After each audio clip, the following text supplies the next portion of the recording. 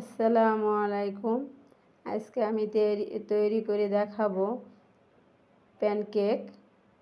ফেলে দিয়া ফেলে দিয়া কলা দিয়ে, মানে অতিরিক্ত পাকা কলা দিয়ে কিভাবে প্যানকেক তৈরি করি সেটাই দেখাবো। তা প্রথমে 9টি কলা নিয়েছিলাম, এর বেশি ধরে না আমার জারে। দিয়ে দিলাম 2টা ডিম,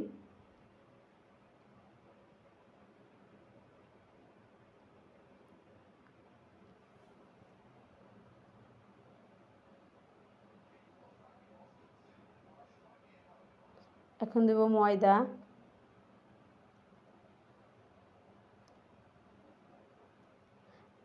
আমি অল্প অল্প করে দেব যেহেতু আমার জারটা একটু ছোটো। এখন দিয়ে দিলাম প্রায় হাফ কাপের মতন। এরপরে আর একটু দিয়ে দিব, বাকিটা পরে দিব। এর জন্য অল্প অল্প করে দেখাচ্ছি আপনাদের বোঝানোর স্বার্থে। দিয়ে দেব দুধ, আমি দুধটাও হাফ কাপ দিব। টোটালে আমি ময়দা এবং দুধ দিয়ে আমি 1.5 কাপের মতন দিয়ে দেব। গুঁড়ো দুধ দিয়ে দিচ্ছি হাফ কাপ। চিনি এখানে 4 টেবিল চামচের মতন দিলেই হবে, এর বেশি দিলে বেশি মিষ্টি হয়ে যাবে। আমার মনে হয় এর বেশি লাগবে না। দিয়ে দিলাম বেকিং পাউডার 1 টেবিল চামচ, দিব সামান্য 1 চিমটি লবণ। এখন একটু পানি দিয়ে দিব যাতে ব্লেন্ডার করতে সুবিধা হয়। এখানে সামান্যই পানি দিব, আমার ব্লেন্ডারের জারটা দেখেন ভরে গিয়েছে, এজন্য আমি অল্প অল্প করে দিব। দিয়ে দিলাম সামান্য লবণ। আমি পরে আবার ময়দা দিয়ে দেবো একটু টিপ করে,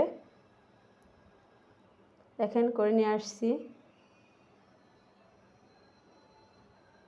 ফুল ভরে গিয়েছে, একটু ময়দা দিয়েছিলাম। ঘনত্বটা এমনি কেকের মতনই হবে। তার প্যানে একটু তেল মাখিয়ে নিব, এরপরে দিয়ে দিলাম ব্যাটার।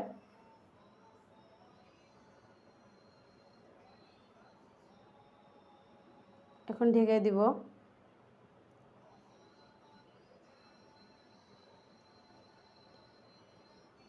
এই কেকের টেস্টটা অনেক সুন্দর লাগে, ঘ্রাণ লাগে, কলার ফ্লেভার আসে।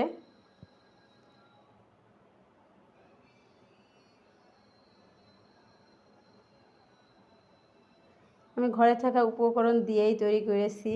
এখানে দিয়েছিলাম একটু এলাচ, আমার বলতে মনে ছিল না, অফ ক্যামেরা ওটা দিয়েছিলাম যাতে ডিমের গন্ধটা না থাকে। দেখেন আমার ব্যাচটা কত সুন্দর হয়েছে, কেকটা ফুলে উঠেছে, অনেক সুন্দর হয়েছে। আমি বেশি মোটা করতেছি না, একটু পাতলা পাতলাই করে তৈরি করতেছি।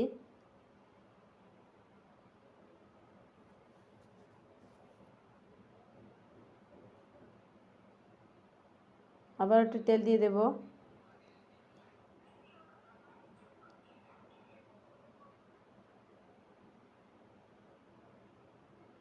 ভালোভাবে তেল মাখিয়ে নিতে হবে। এভাবে করলে দেখা যাচ্ছে কি যে প্যানের গায়ে লেগে থাকবে না, ব্যাটারটা লেগে থাকবে না।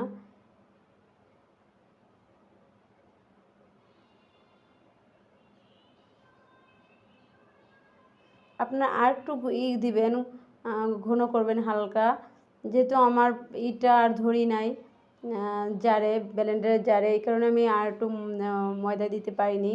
পুরোটাই হাফ, এসের চেয়ে একটু কম দিয়েছি, 1 কাপের চেয়ে।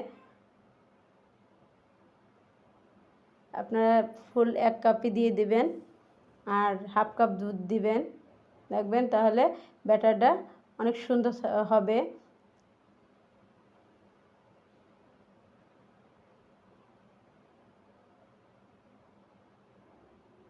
আমি আরেকটিও তৈরি করে দেখাবো।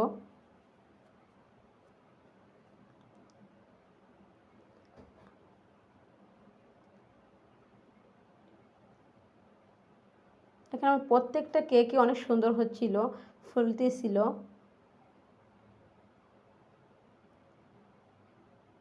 এখানে জালটা মিডিয়াম টু লো আঁচে রাখবেন।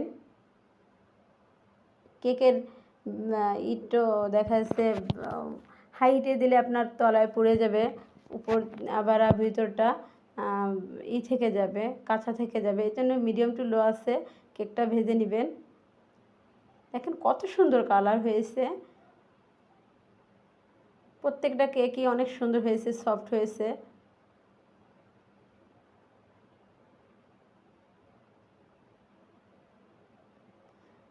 এভাবে আপনারা বাসায় তৈরি করে দেখবেন কতটা টেস্ট। বাচ্চাদের স্কুলের টিফিনে দেবেন। আর দেখেন অনেক সময় বিকেলে নাস্তায়ও দেওয়া যায়, বাচ্চারা এটা খুব পছন্দ করবে। এদের কলার যে পুষ্টি সেটা থাকবে, দুধের পুষ্টি থাকবে, ডিমের পুষ্টি থাকবে, টোটাল মিলিয়ে দেখা যাচ্ছে একটা স্বাস্থ্যসম্মত কেক। এইভাবে আপনারা তৈরি করে বাচ্চাদের খাওয়াবেন। ভালো লাগলে আপনারা লাইক, কমেন্ট এবং শেয়ার করে জানাবেন, সাবস্ক্রাইব করবেন। আমার এই কেকটা কেমন হয়েছে আপনাদের? আমার তো অনেক সুন্দর হয়েছে, আপনারা আরও সুন্দর করে করবেন। আপনারা চেষ্টা করে দেখা যাচ্ছে অনেক ভালো পারবেন। আমার জীবনে প্রথমে এইভাবে তৈরি করেছি, দেখেন কত সুন্দর হয়েছে, ভিতরটা কতটা সফট, কত সুন্দর হয়েছে, খেতেও অনেক মজা। আমার বাচ্চারা তো খাওয়ার জন্য দেখেন বসে আছে। আল্লাহ হাফেজ।